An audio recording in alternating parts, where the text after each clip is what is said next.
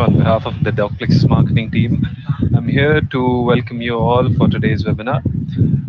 We are having the last webinar of our 7-year campaign, and I absolutely thank you all for being such a wonderful part of this journey for the 7 weeks. We have covered a lot of topics in the past, from medical, socio-medical areas for finance and digital marketing. Now, in the last webinar on digital marketing, we are covering the topic of leveraging social media and how you can use your personal branding to increase your practice. Now, without taking any more time, I would move ahead with the topic. I would be taking ahead the introduction of the topic, followed by Dr. Priyanka and Dr. Swastik. Now, moving ahead, the first question that comes up to us is why do we need to go online? And why do patients actually seek online medical advice? Now, there are particularly three reasons which they go out for, which is either for information, for advisory, or either for finding the right physician. Now, what if that you were about to start offering these services on social media? Will it stop the patients from coming to you? It won't happen in such a way that if you are posting any information there to increase your practice, people would not be coming up to you and seeking your medical advice. Instead, this will help them gather all the information that they have to share predominantly, and then they will be ready with all the information when they need a physician, and obviously they'll think of you. Now, let me demonstrate this with an example of a small case on SEO optimization. Now, when I see that I need a hair transplant surgeon for myself, I need to go out and I need to understand what all complications are there, who might be the correct doctor for me, and most importantly, will I be suffering from any side effects or any other complications? So when I go to YouTube, I search for hair loss treatment in my city. I get these options. Now I have, for confidentiality purposes, I have blurred the sound. So what we'll do is we have seen that there are 10 results from the search, but what happens is the first four areas where the results which we can see is of the same doctor, and he has provided his details in both English and in Hindi. So what happens is they are very keen and they have modified their content in such a way that it is readily available for consumption for both the English speaking people as well as the vernacular audiences. So this way you are covering a huge area by catering to all categories of your audience, which we will be discussing again in the presentation ahead. Now, another case is there where I was searching for the best gastroenterologist in Pune so that I can check their recommendations. Now, though there might be any other listings too, as well as other websites which recommend me doctors for the same location, but what I see is prominently there are two doctors who are already available in my Google search because they have listed their business on Google. Now, if I see that there are doctors on Tracto who have better reviews, and there are doctors who have better ratings, but then again, it is most importantly which are the doctors which come on my screen first, so that I can see them, I can check whether they are readily available and how their services are. Now, as you can see, there are a decent amount of reviews and the ratings on both the doctors, so it makes me not go further and look on other websites and just go ahead with these two doctors. Now, how you can use the social media other than just your practice. Now, most importantly, as we all know, people try to gain a little bit of information about their symptoms and about their disease. And what happens is there are areas where people would like to know further on what they are suffering from, and this part can be handled by a doctor by educating people on the diseases. Now, as we all know, that sinus is a very common problem, which we can see is very prevalent in India, and it almost kicks in during the winter seasons and autumn season. Now, sinusitis, educating people on these areas, especially in their local languages as well, and creating in-depth videos on what would help them and how should they tackle these diseases really helps cater your speciality, and it helps robustify your practice because you will be the known face who they would be seeing, who have helped them understand their disease better. Now, the best part about being from Docplexus is we have easy access to the doctors and we can run out our surveys. Now, we ran a small survey where we checked whether social media is actually good for doctors and what are their viewpoints on that. Now, 80% of the doctors on our platform were actually happy about it, while 20% were reluctant. The areas which they had shown regarding the pros and cons of both the sites, what we had seen is the clinical visibility and footfalls are significantly higher when you post your practice online. Your patient interaction and education increases way better as compared to if you just do it offline. There are better connection in COVID times because there are a lot of myths and there are a lot of false statements which are put out by people, and to debunk those it is really helpful to put your word out from an expert on social media. And obviously staying updated with the latest healthcare news is really important because half of the times most of the information is lost in translation and it doesn't reach the correct people. Now, the major problem in what doctors face while using social media is they find it too risky to use because obviously there is a area of confidentiality, plus there are risks of information going by into the wrong hands. Now, things also take place that they go viral really quick in case they are wrong, and takes less amount of effort to make bad things go viral than good things go viral. So, and especially the medical field is a really critical one, and how people go by it, it is really necessary to take care of what you post online. Then again, it takes too much of time and effort to post on social media. You have to gain your momentum, you have to keep on posting, you have to understand what people are liking, what they aren't, and these things require constant monitoring.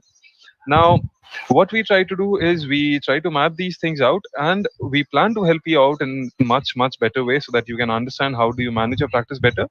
So the time and effort part is obviously a negative aspect where you have to put in a lot of effort, but then again, what you will sow is will be bearing fruit. Now there are a few doctors who have surpassed that age where they can understand social media, but then again, it's a really easy tool. A few more clicks and then you'll be ready with everything that you need to showcase your practice from. Moving ahead, I will just describe the agenda of what we will be discussing today. Now, we will show you on how the entire social media fits into the patient cycle, right from advice till the outpatient in case they are interacting with you. We will also be discussing on what the pitfalls are there in the social media area when we discuss medicine, so that we do not put out information which are there without any substantial information or definite research, so that we do not fall into any trouble by making a statement which is false. Also, we want to leverage how social media can be used to entrust your practice and not erode your personal brand, so that you keep on giving out vital information to your patients so that they can trust you, they can come to you for advice, and how to deal with patients who are not satisfied with you so that you do not erode your personal brand, and how do you take care of it properly. And ultimately we'll describe how do we use these two tools, most importantly the Facebook and Insta live features, where you can describe what your practice is, discuss all the new happenings around you, and give updates to your patients regularly. Now, what I will do is I will give this presentation, I'll take this ahead, and I'll request Dr. Priyanka so that she can elaborate other points and give you better insights on this. So over to you, Dr. Priyanka.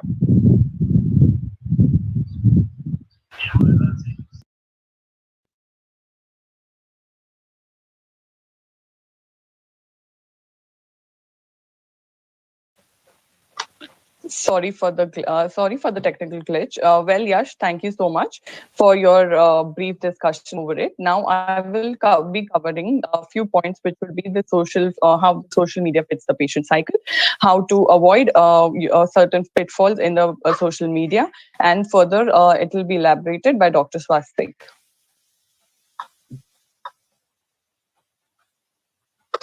Now, to start with devising your social strategies, it becomes utmost important to also understand how the patient cycle fits your media. There are four broad categories in which the patient fits this cycle, and there are four stages to describe more. These are discovery, consultation, hospitalization, and outpatient. Discovery merely means that patient knows about his or her illness or is diagnosed recently with a certain condition and about which he or she is going to search over the internet. Consultation meaning patient has decided to seek medical advice and now is looking for an effective and an affordable service. Before going to a doctor, patient relies on these peer reviews as well as other patient reviews which are readily available on social media. Hospitalization, well, it might be subjective to the people who, to the doctors who facilitate hospitalization or who have inpatient departments, but it is similar for somebody who is giving a daycare services or also for an inpatient department. So at hospitalization, now once the patient is hospitalized or has is undergoing treatment, he or she is also looking to corroborate his or her medical illness as well as his or her treatments and experiences with others, as well as seeking second or third opinion. Outpatient also follows as the follow-up criteria or the outpatient department that many healthcare providers have. Here, now by now, after repeated follow-ups or undergoing a particular surgery or a particular treatment, the patient is also now well aware and has his own experience and knowledge which he is looking to share further with his peers or also with his own relatives through the means of social media. Now, if you look into these four stages, which normally are relevant to all of us as healthcare providers, there are certain strategies that one could use for for all the stages. For discovery, it is very important that one releases or publishes relevant content on illnesses and conditions.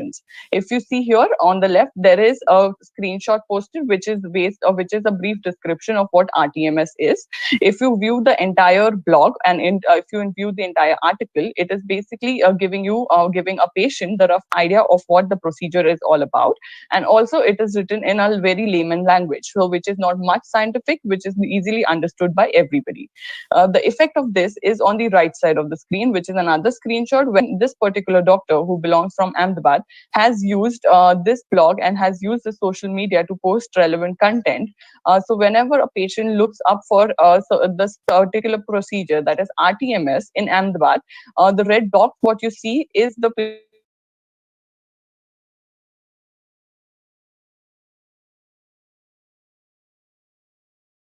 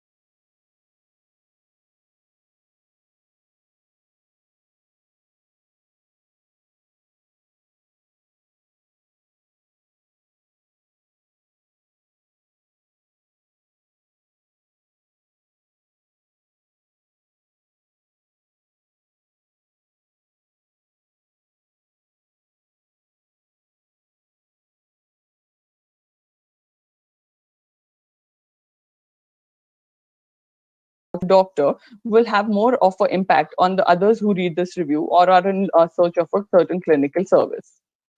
Now, hospitalization and outpatient are two such areas where, again, you can focus your clinical services, where you can avoid being being too much scientific, but also posting updates of, say, before and after pictures of a surgery that you have recently performed, or any recent clinical services that you rendered to a patient, and he or she was happy. But keeping in mind all the consent and all the security breaches that you should not be dealing with.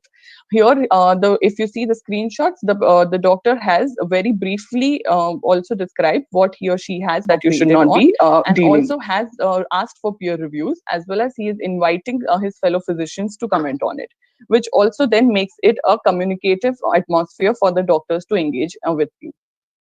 Now, for to decide what social strategy do you want to go with, there are certain factors that you should be considering. First is the location.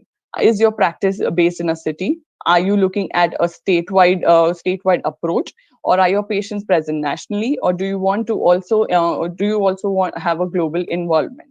So, in this cases, for example, if you have in a particular city or in a particular state, there is always the help of the vernacular language that you could take.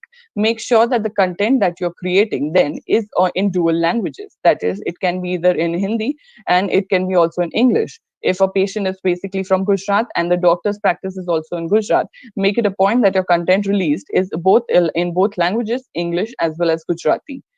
Considering the age factor, it has become very important to also then divide your target patients into certain criteria based on the age. Whether do you want to focus your patients, or do you want to target your social media presence on Facebook, or for example on Instagram, would obviously depend on the age group that you cater to. For example, if you are somebody who is in a mix, or who is also a cosmetologist or as a hair transplant surgeon, for example, like how Yash had initially elaborated, the two common points that you get is a middle-aged man. So you know that that particular group of people might be more active on Facebook.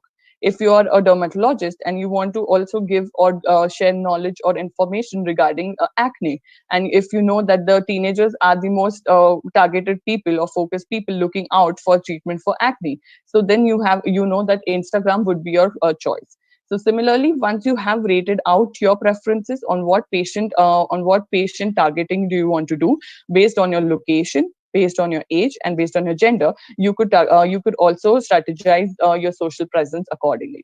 It becomes important to let the patients know about the income and the insurance status. Income status being whether the patient can afford your clinical services or not, and whether your clinical facility or your hospital provides cashless or CGHS, or provides other insurance for reimbursement. This becomes important as a tool for the patient to then judge and take an informed decision whether to consult you or whether to seek treatment from you or not. And it also helps you avoid negative feedbacks that many people face because of the similar issues, which towards the end are always credited to these monetary functions. Now, moving on to the next part, wherein you want to also avoid. I'm so sorry for the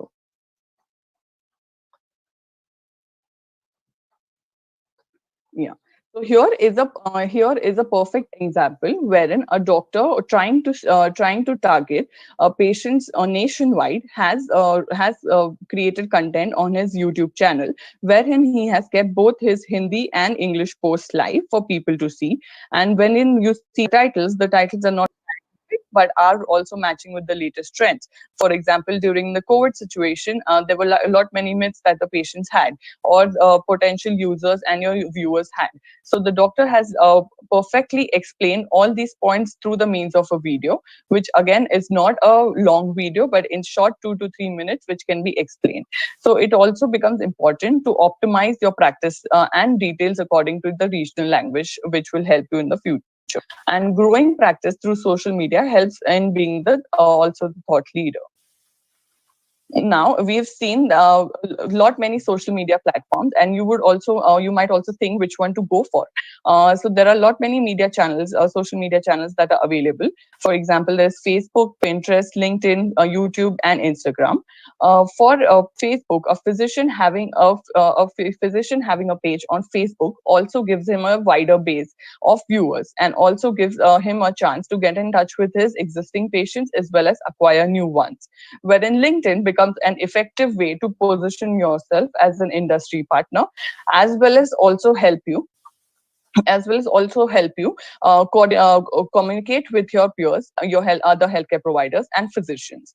YouTube can be a mix of all the social media platforms that you take care of, but YouTube can also help you enhance your passion, which talking about your passion on a video, or speaking about your passion over a video of the clinical practice that you do, or the surgical techniques that you carry out, or any recent advances more passionately on YouTube, will also engage your viewers, as well as increase the reach of your content. Instagram, going with the latest trends of social media. Many of you must be aware that Instagram is one of the trendiest social media platform that the youth as well as many people use. And here, what you can do is engage the audience with your pre and post treatment images, like I illustrated earlier. It could also be used to tell your story. You should be using Instagram to post photos which tell your story, which tell the story of your health care facility, which might also involve your staff members, which can be your nurses or your other healthcare professionals that work at your facility. So once you build that story, it also becomes very engaging for people to also come and view, and always the stickiness of the point is correctly used. Pinterest is something which then for people who don't know, Pinterest is something where 80% of the audience is female, and it makes it easier for obstetrics and gynecology doctors or pediatricians to have a more approach and reach on it. Now, since you know that creating and maintaining a strong social media presence could be the difference between the success and failure of your online perception and engagement of your media practice. You now have the ability to interact with patients, physicians, staff members, and other hospitals, and presenting countless opportunities to engage with these people, which weren't in existence 10 years ago. But with this power, there comes a lot of responsibility. So as we just discussed, how you as a physician can strategize and have a social media presence. Now let's discuss some don'ts regarding the same. Now, if you see on the left, we have listed out what you shouldn't be doing. That is, first of all,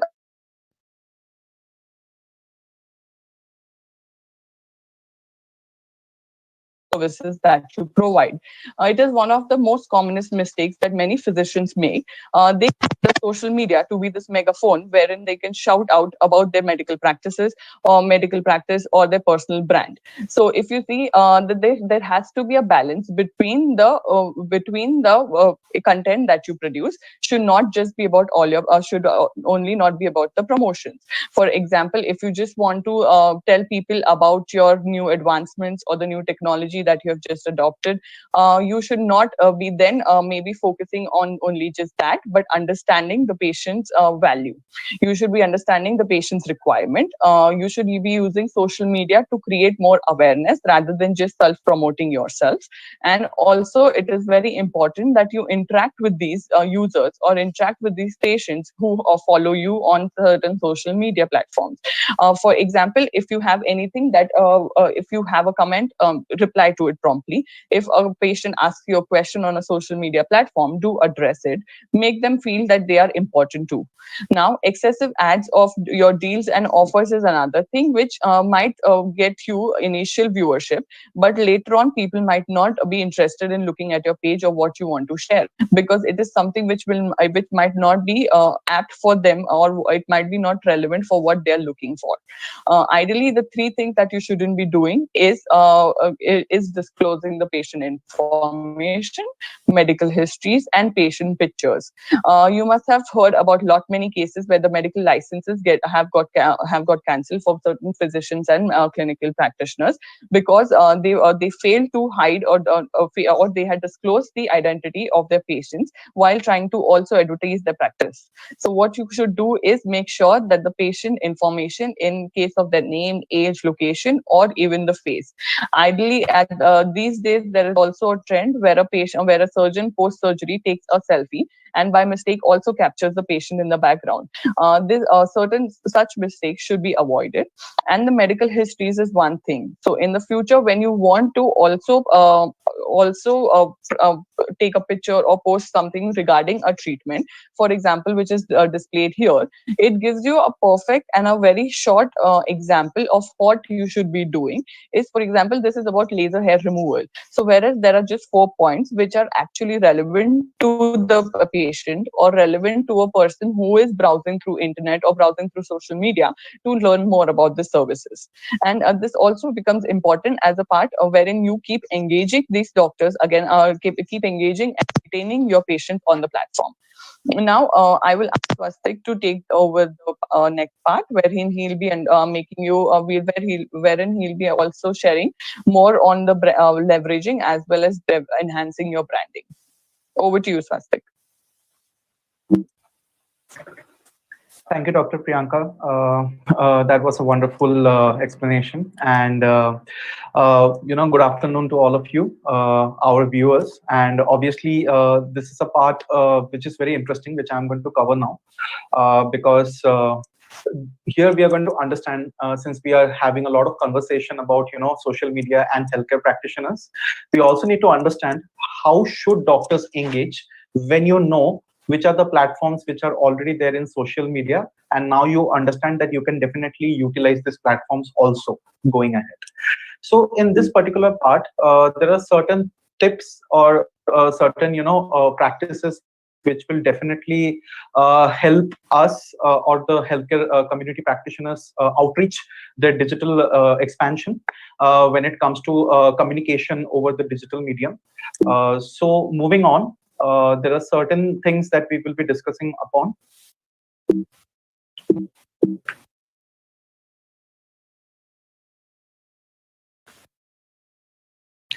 Yes. Now, this particular part is very interesting because obviously now, since we all are present in various social media, and now we are looking into an angle where we can establish the clinical engagement also. In this particular case, creating visually pleasing profiles are very important. I think this is where from everything starts, because as we say that profile on a digital medium is actually an introduction about yourself also, your thoughts, your vision, and the objectives, and what the audience can expect once they come onto your page, because a lot of clarification is done at their point only if the page is created properly and obviously updated with all the relevant information. So whenever you create your profiles on Facebook, Twitter, and other platforms, ensure that all the content you post looks professional as well as eye-catching. Update your social media consistently with photos and videos, having the updation of the headshot image, having a cover photo, giving some introduction, what is that can be expected. Because one of the very important things that a completed profile gives us as an advantage to start with is not only it gives a very good user experience when the user is actually going through your profile or your blog, because it gives them a lot of understanding about your thought process and the objectives. But at the same time, a completed profile actually ranks much higher when search engines are used on these platforms, because obviously your profile being completed obviously gets that added advantage of having better visibility. So imagine this, you have done everything from 0 to 100% in your profile completion, and that's it. Then you have the visibility. Your search engines will definitely help you to have a better outreach. And obviously, these are few examples, where you can see profiles from LinkedIn, profiles from Facebook, as well as profiles from Instagram. Interesting to observe over here is that every profile is very unique as per the entire user behavior of the platform. Like for example, if we look at this particular profile, you can see that some amount of emojis have also been used, because in Instagram, that is how majority of the communications does happen among the users, and that is how the user behavior is very comfortable with. So in certain cases, adapting to this kind of learnings also, what can best work in that particular platform also helps us in creating the perfect profile. Also, I think one of the things that has been observed, in the recent times is a lot of usage of live streams and engaging posts or audiovisual posts are on the rise now.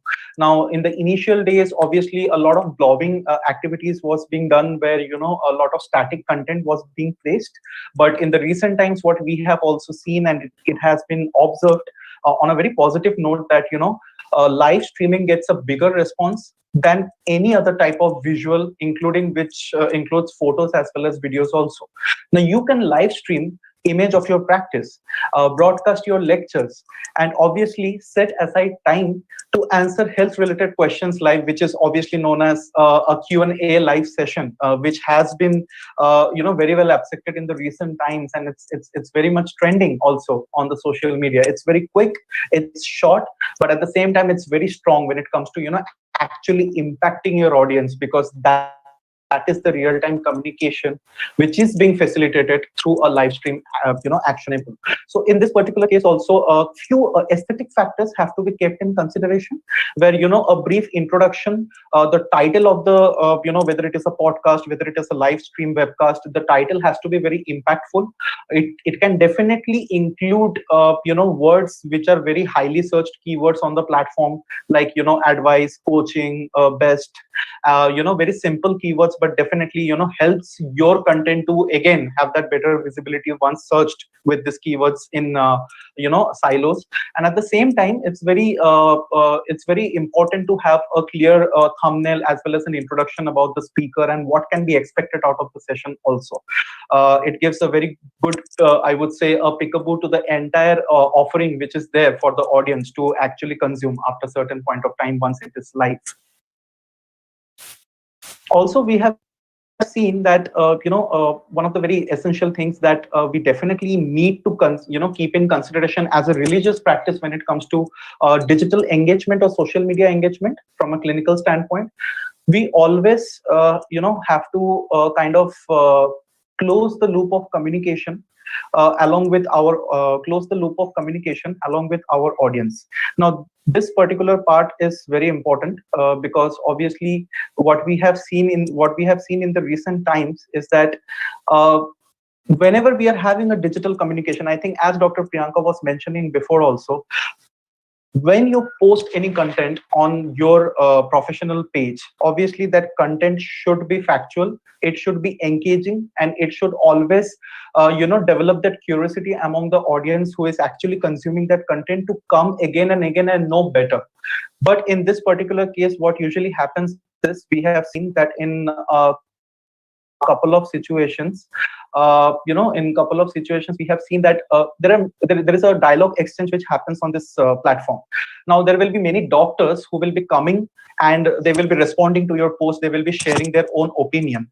Now in this particular case, we always need to understand that allowing our patients and doctors to engage on a real-time basis is also one of the purpose of having the post done on social media, because it's having a real-time conversation, but here the medium is digital, and acknowledging their comments or their feedback is also equally important, whether it is positive or whether it is negative. Now for example, if we look at this particular post, you can see that there has been another social media page who has actually come and appreciated the post and said that they love this concept.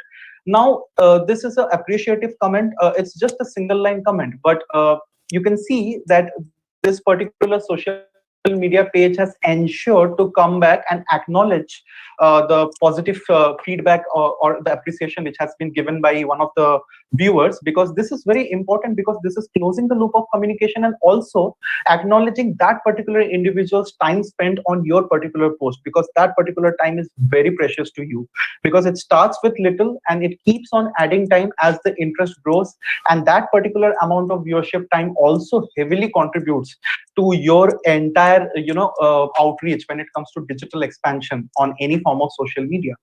Now, it may be easier when it comes to appreciative posts, but when there are negative posts, we still have to obviously ensure that we do come back and obviously try and reply, engage with that particular audience, and try to understand their point of view, and obviously handle the entire situation with the dignity and calmness. Always remember this, that whenever there is a negative comment on your post, now this is a very critical phase, because you are the person who is responsible to come and obviously reply, but there are subsequent amount of followers who are actually kind of taking a step back and looking at how you can actually come and respond to this, because at this point of time they are also eager to know what will be your response. So it's never mandatory to immediately respond to negative responses, because a lot of thinking should be there in place, because there is a social image that you will have to also maintain, not only to that individual but to others also who are following you for a reason. So obviously think about the criticality, try to find some neutral explanations, back it with facts and evidence, and then obviously come back and give your response, and also acknowledge the person's feedback in the meanwhile, so that he or she knows that you are definitely working on the answer, and they can expect a reward from you very soon. This also keeps the person in that negative zone also engaged with you, and obviously there builds a fact of consideration after some point of time, that that particular person took time to not only revert to me but acknowledge to me also, even if my statement was a bit deviated from his thought process. So these are very good digital practices and definitely should be practiced for a better digital outreach, I would say. Now, obviously, as we have discussed this, that it's very important when you're on a social media platform, that we also need to understand that one of the areas that we are aiming for is kind of influencing the audience or our target audience in some way or the other, because there is a bridge that we are trying to establish between our thought process and their understanding. In this particular process, the influence factor is very evident. So majority of the post or majority of the streams that we plan to do on social media, we should ensure that it should be very much educative in nature. It should always be about various type of information which is very relevant in day-to-day activities, and it can contribute to that particular person's understanding, knowledge, and growth as well. So our post should always be educative in nature. It should always inspire to think better when anyone is consuming it. And at the same time, following our peers on a social media platform is very important, like following other doctors or following other influencers, because I think one of the things that social media definitely gives us as an advantage, networking. So if you do the networking well, so in network, it is not you alone, it is a lot of people and they are all interconnected. So if you network properly and if you really practice it well, when you are also growing, others are also growing, but it is all symbiotic in nature, and each other has a very significant contribution in the other's growth.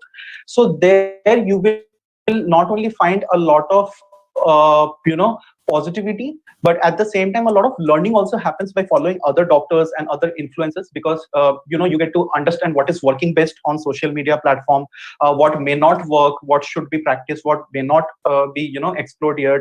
And at the same time you get a lot of referrals also, because a lot of additional visibility happens on those networks, because they may have significant amount of followers from where few people can start following you also, while showcasing your blogs or showcasing your practices on their platforms also.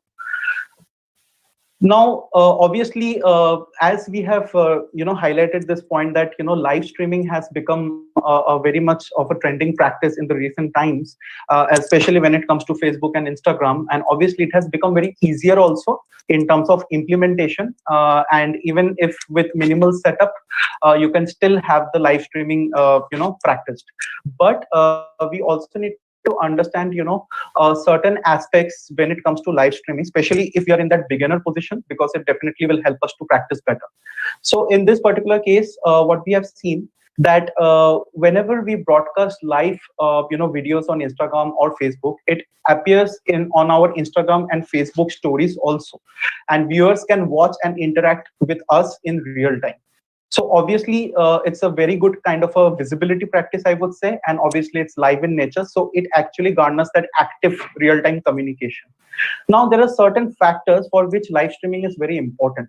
Like obviously, one of the factors being it attracts the prospective patients by teasing new services and products also.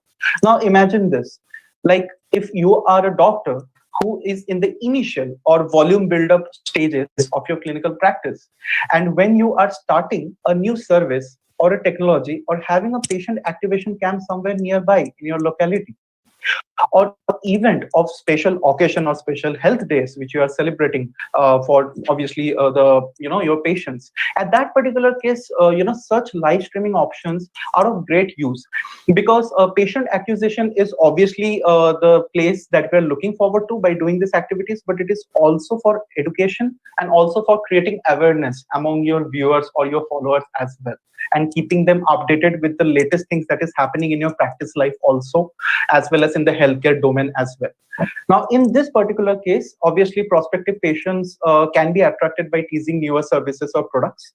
And obviously, one of the very interesting things that we have discussed sometime back, that Q&A sessions have become very mainstream these days. And obviously, collecting email leads by gathering questions for live Q&A is also something that is very well facilitated.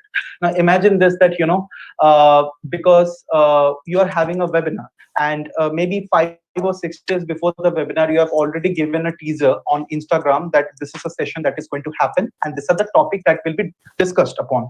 And now you give maybe a poll, or now you give maybe few questions, or few subjective areas where doctors can actually type in their questions before the session starts. Now, in this particular case, the doctors have submitted questions to you, but they will definitely view your live stream because they are expecting an answer also. This gives you two advantages. One, you get time to prepare well, because obviously you have the questions before the live session, so now you know what answers can suit best during the live session, or what topics can be covered which can actually answer that question there itself in the live session. Secondly, obviously a huge amount of viewership is also garnered, because now you're not only asking the audience or your patients to engage on the post and view it, but you're also giving them an option to share their opinion or share their thoughts or share their queries with you, which is the next level of engagement or human connect of interaction. Also, one of the third things is like running a competition or a contest. Now, this is very, I would say, very. It's one of the very attractive practices that can definitely be done, especially when it comes to Instagram, because one of the things, if I can share with you, is that the live streams of Instagram does not have a post archival version like a recorded version once the live session is over. Majorly, the audience will have to actually be ready for that live session, and they will have to view it entirely, because once the session is over, the video may not be present on that particular page. This particular cases are very well, it helps us running a contest or a competition, because obviously it is a great way to build your number of followers on for your social channels and increase the engagement with your targeted audience. In this particular case, when you have a contest, why not use Facebook or Instagram live video to promote your contest and drive engagement? Because we all know this, everyone loves getting something in the process of the making. So running a contest to offer maybe a free product or a service is a great way to generate leads and connect with Facebook and Instagram story viewers also.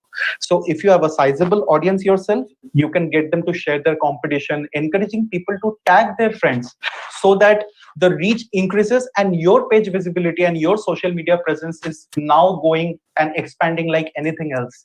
So this is a very good practice. But since to have this practice in the right way, there are a couple of things that we should understand as beginners when we are starting to practice live video feeds. Always, we have to announce the live video beforehand, because Instagram live is there and then it's gone.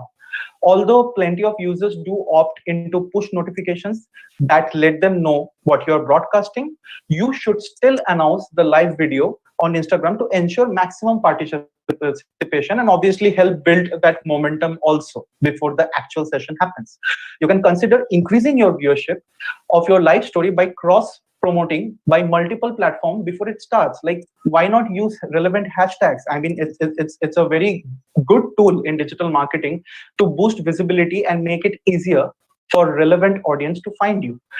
Now, obviously, technical testing is very important before the session starts, because one of the challenges of live session is that it is like a one take go. So it has to be a very seamless kind of an experience by the viewers also. So in order to ensure giving a seamless, kind of an experience, we have to test the sound and the video quality before you go live. I mean, maybe you can record a brief video through the Instagram camera, maybe watch it and delete it, and then you can actually start the live session and then you can continue. Also make sure that the background itself should be very much clean. There should be no clutter or anything. You don't want to, obviously there are certain things you don't want your viewers to see. The entire focus should be on you and what you are speaking and what you are trying to actually convey to your live viewers through that engagement mode. And always go live at peak activity times. I think this is the most important thing to have a successful webcast session done, because it's always good to know that which time slots can be there when your audience is most active or the probability is actually higher. Now, this is very important because since your Instagram live content only exists as long as it is actually being broadcast, but sure, you'll have to be sure that the largest amount of people will see it. Usually what we have seen that afternoons and early evenings are often the times when plenty of our users are online. That is why we have chosen the afternoon session also for our webcast series. And at the same time, we will also have to consider having our followers redirected to our blog and website. So whenever you're having a web streamed, a live session done, always include your other platform or social media page handles also there as a clickable link, because obviously the sole purpose is for our audience to view the session, but at the same time, I think acquisition is something which never stops, and obviously growing the followers is something that is one of the major motives of having the sessions done. So at that particular point of time, if someone just looks at, okay, fine, this particular doctor has a Facebook page also, the link is there, he can just click on that link, he can land onto your page, he can spend some time, and definitely eventually he may start following you also. And that is how your other channel trafficking also gets increased from one point to many points. So I think the simplistic word for this will be again networking, from one to many and from many to one. So that is how it is. And obviously in this era, Facebook and Instagram live is a marketing opportunity not to be missed. It doesn't matter whether you are a general practitioner, orthopedic surgeon, bariatric surgeon, or a family physician as well. Videos can come in handy for grabbing the attention in any social media page. So don't let this opportunity bypass you. Now, obviously, coming to the conclusion part of this presentation, I would like Yashvardhan Lohia to obviously conclude it, and at the same time, we can go ahead with the Q&A session as well. Thank you.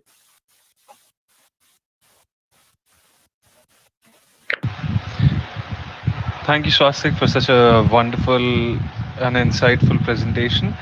Thank you, Priyanka. So we have received a couple of questions on this webinar. I would like to discuss the same on the webinar right now with you people. Also, if we are missing any kind of questions that you have put out in our comment section, there is still time. You can put it out there, or just in case if we do not have the time to answer your queries right here, right now, we will be emailing those queries to you. So, starting with our first question here, what we are seeing is we have received a question for Dr. Priyanka asking how do we make telemedicine a personal marketing tool and what is the best platform in this direction? Thank you for the question. Yeah. So there is this very fine line that all the healthcare providers need to understand that your telemedicine platform and your social media platforms are going to be two different things on which a patient or a potential patient is going to weigh you on. You building your presence, you building your perception, and engaging on your social media platform will then lead to that particular patient to also view you on one of these platforms which provide telemedicine portals. So there are many out there in the current market. To name a few, there is Librade, which is also under GoodMD, or there is Practo, which could be used for the teleconsultation. But make sure that you are also present on social media for somebody to discover you, like I had earlier explained these stages. So for a patient to discover that somebody like you exists in their particular clinical expertise that they're seeking, it becomes important to define the both of the strategies differently and then have your presence. Moreover, for your teleconsultation profile, also like Swastik said, it becomes very important for you to complete and update your profile and provide all the necessary information that a patient might seek from you. Thank you, Yash. Thank you, Dr. Priyanka. I guess people have a better idea of telemedicine and setting up their own practice online. So I would direct my next question to Dr. Swastik. We have a healthcare professional who's asking whether he can use their personal profile for general awareness and keep their professional one differently. Yeah, I think it's a very good question, Yash. So thank you to the viewer. And obviously, as we have covered in our discussion also, that usually what we recommend as a best practice is to keep the personal and the professional page very separate. Now, when we say that it is separate, it obviously means that these are two different entity pages where you have been portrayed yourself to be very different from one another. But at the same time, the content which goes on these two pages is best to keep it separate as well. Now what happens majorly is like we have to one of the areas which we are focusing while doing this separation activity is that professional page becomes the basic area where we want to actually garner more viewership and followership, because that is like the clinical engagement page that we are trying to manage. Now what happens if we start posting content on personal page, even if it is awareness also, many of the followers, they may not understand that now which page to go and actually follow for regular updates, because updating is one thing, keeping a regular track of kind of creating a behavior of those audience is also very important, because through time, once the audience starts consuming content on your professional page at intervals of information given by this particular doctor. However, one thing that can definitely be done, as I have mentioned, that many subsets of social media can be used to actually route traffic to your major page. So maybe certain posts which are posted on the professional page, that particular link can be just placed on the personal page, and can a small introduction can be given that this is like a World Diabetes Day. These are the few tips and tricks that young generation diabetologists should utilize.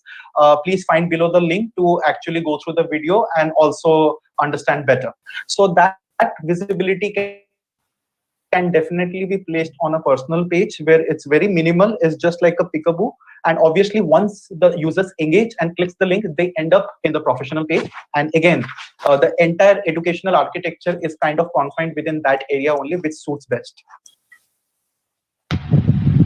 Thank you, Dr. Swastik. That is actually a wonderful way to divert your traffic entirely from your personal profile to your professional profile by giving them a leeway or a gateway to their practices.